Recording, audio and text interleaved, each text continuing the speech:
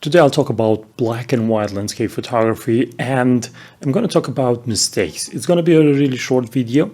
I want to do a second video where I share tips about how to better shoot landscape photography that you will convert to black and white. So today it's going to be a short video about a few of the mistakes that I've seen done when people are converting their photos to black and white. It's very important to have this mindset that you're going to convert your photos because you're shooting RAW. Even if you set your profile picture inside your camera to be black and white, the resulting RAW file is going to be a color photo. So you're going to convert that photo to black and white in post.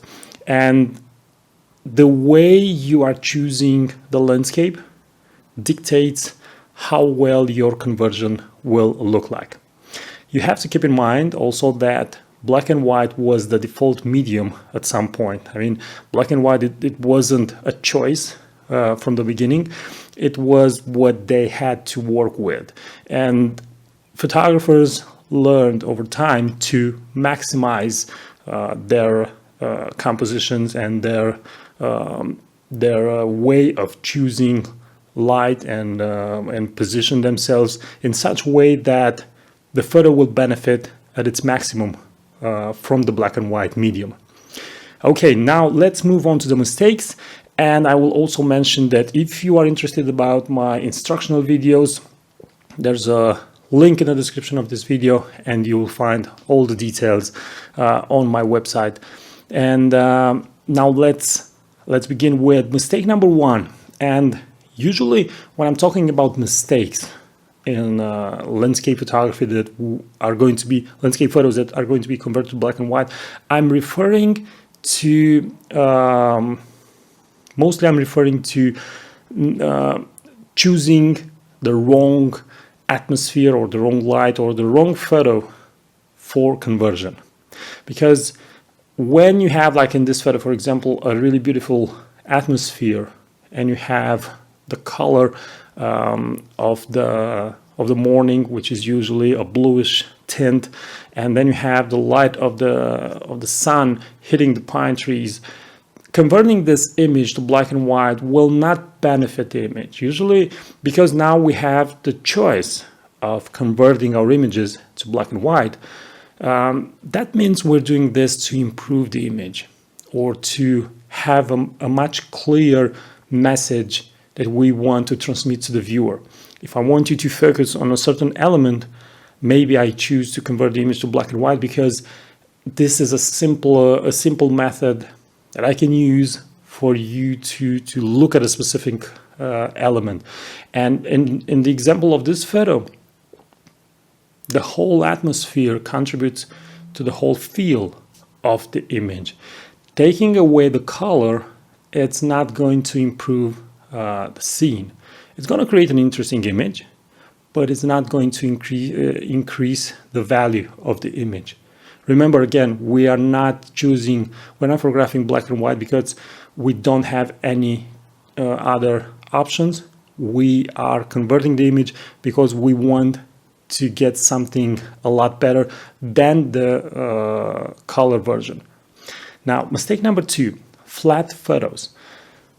When you are having a situation like this and there is no dramatic light, for example, or there is no separation, simply converting the image to black and white, it's not going to work, as you see in this example. So avoid converting to black and white photos that are flat in lighting, especially when we're talking about light. Mistake number three, in some way it's related to mistake number one, but it refers to another type of landscape. So don't take away the magic of the forest in a foggy day. You probably know, if you're following my channel, that I'm a big fan of photographing forests. Forests are my favorite subject, especially during foggy days.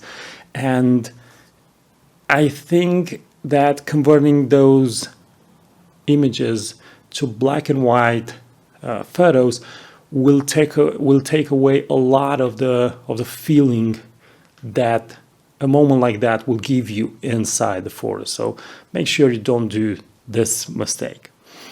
Mistake number 4. Usually when you are asking a person that is doing photography, okay, when is the right moment to convert the photo to black and white? The most heard answer is when there is not that much color in the image, or almost every color in the image are kind of like the same. And that is not always the correct answer, because in my personal opinion, black and white has a lot to do with light and darkness, as you will see in the follow-up video with tips on how to better shoot black and white landscape photos. So let me show you this example of that's a photo of me. It's a selfie that I did inside a cave. So almost all the tones are kind of like the same. If I'm converting the image to black and white, I'm losing depth, and I'm losing the feel of the image. Mistake number 5. Well, even if you're trying to be a purist and photograph as much as possible in black and white, sunsets or sunrises are not going to look their best in black and white. You're losing a lot of the feeling that you're getting from a sunset photo. For example, in this one, you see a sunset in the Dolomites.